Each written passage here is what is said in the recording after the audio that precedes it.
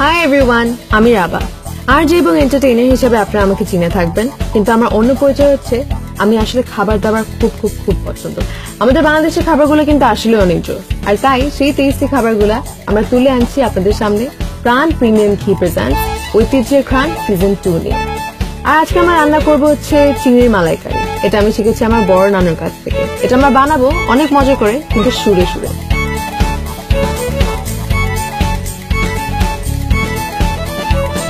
চিংড়ি মাছে মালাইকারি খেতে লাগে বেশ, চেটে পুটে খাবে সবাই, স্বাদ হয় না শেষ।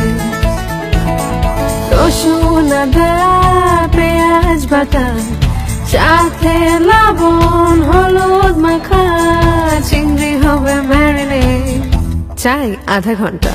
তারপর ফ্রাই প্যানে চিংড়ি করো ভাজা, জিরা ফোড়ন দিলে পরে গন্ধ হবে খাসা।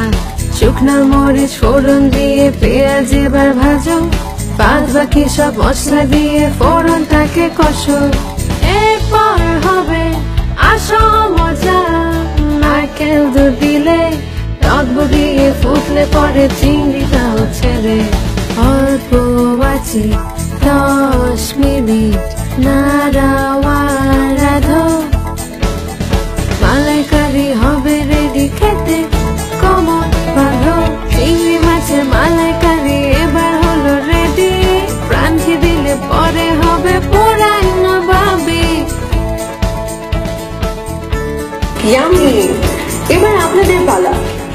এরকম সুন্দর সুন্দর রেসিপি আমাদের পাঠান আরজে তেনুন পুরস্কার। আপনার রেসিপি ইনবক্স করেন আমাদের ফেসবুক পেজে www.facebook.com/prandairy, অথবা পাঠাতে পারেন এই ঠিকানায় প্রাণ আইফেল সেন্টার 105 মধ্যবাড্ডা, ঢাকা 1212।